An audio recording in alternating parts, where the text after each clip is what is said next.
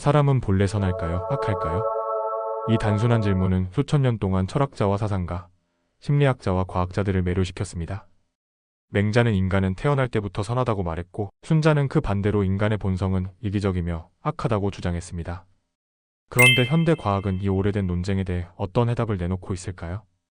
이 영상에서는 뇌과학, 유전학, 심리학, 그리고 진화생물학의 관점에서 인간 본성의 실체를 탐구해봅니다. 뇌 속에 숨은 도덕성과 공감의 비밀. 2000년대 들어서면서 인간의 뇌를 정밀하게 분석할 수 있는 기능적 자기공명 영상 기술이 도입되었고, 이로 인해 뇌가 도덕 판단을 내릴 때 어떤 식으로 작동하는지를 직접 관찰할 수 있게 되었습니다. 놀랍게도 뇌의 특정 부위들은 타인의 고통에 반응하며 활성화되었고, 이는 우리가 타인의 감정에 공감하고 도덕적인 판단을 내릴 수 있는 생물학적 기반이 있다는 것을 뜻합니다. 특히 미상핵과 전측 대상 피질은 도덕적인 보상을 느낄 때 활성화되는 영역으로 타인을 도와주거나 정직한 행동을 했을 때 이 부분이 활성화됩니다. 이것은 선한 행동이 단지 도덕적인 훈련의 결과가 아니라 생물학적으로 인간 뇌에 내장된 기제라는 사실을 보여줍니다. 갓난아기의 실험, 선함은 타고나는가? 예일대 폴 블룸 교수 연구팀은 생후 6개월 된 아기들에게 간단한 인형극을 보여주는 실험을 진행했습니다.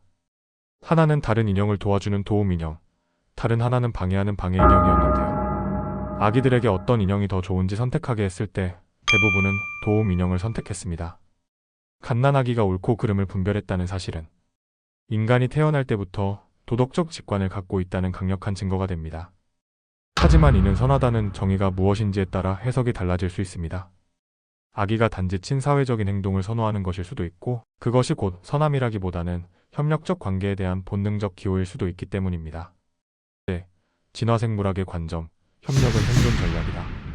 찰스 다윈 이후 진화론은 인간의 행동을 생존과 번식이라는 관점에서 설명해왔습니다.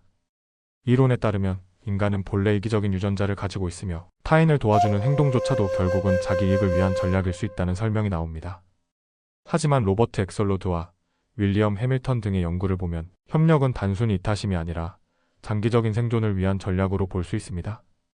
특히 혈연 선택 이론과 상호이타주의 모델은 친족이나 반복적으로 만나는 집단 내에서 이타적인 행동이 장기적으로 유리하다는 것을 증명했습니다.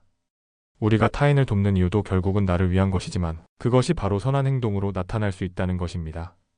유전자 속의 선과 악. 2002년 네덜란드 한 연구팀은 MAO에 유전자가 결핍된 남성들이 충동적이고 폭력적인 성향을 보인다는 연구 결과를 발표했습니다. 이 유전자는 뇌 속에서 신경전달 물질을 분해하는 역할을 하는데, 결핍될 경우 분노나 공격성과 관련된 조절 기능이 떨어지는 것으로 나타났습니다. 하지만 모든 MAO의 유전자 결핍자가 폭력적이지는 않았습니다. 이들은 대부분 어린 시절 학대나 불우한 환경을 겪었고, 유전자와 환경이 상호작용하며 폭력적 성향을 결정한다는 복잡한 진실이 드러났습니다.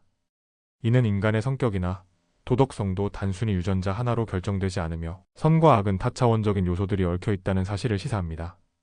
악의 뇌과학. 사이코패스는 태어나는가? 사이코패스에 대한 연구 또한 인간의 본성을 탐구하는 데 큰 단서를 제공합니다.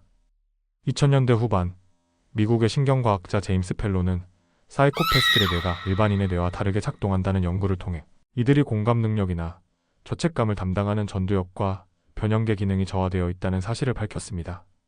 놀랍게도 그는 자신의 뇌를 실험 샘플로 제공하던 중 자신의 뇌 역시 전형적인 사이코패스의 구조를 갖고 있다는 사실을 발견했습니다. 하지만 그는 정상적인 사회생활을 하며 타인을 해치지 않고 살아왔습니다. 그는 이를 두고 말합니다. 나는 사이코패스의 뇌를 가졌지만 사랑 많은 가족에서 자라면서 악인이 되지 않았다. 이 일화는 유전적 성향과 환경이 인간의 본성을 결정함에 있어 얼마나 복합적으로 작용하는지를 잘 보여줍니다. 인간은 선도 악도 아닌 가능성이다. 결국 인간은 태어날 때부터 선하거나 악하다고 단정짓기는 어렵습니다. 우리는 공감하고 협력할 수 있는 능력을 타고났지만 동시에 이기적이고 공격적인 본성도 갖고 있습니다. 과학은 인간을 백지로 보지도 완전히 악으로도 보지 않습니다. 오히려 다양한 성향을 내포한 잠재적 존재로 봅니다.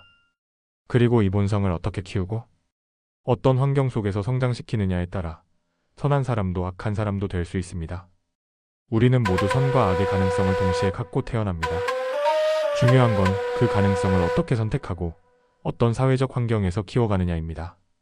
과학은 우리에게 정답을 주기보단 본성을 이해할 수 있는 도구를 제공합니다. 지금까지 돌순되었습니다. 다음 영상에서는 인간의 또 다른 시면을 함께 들여다보겠습니다.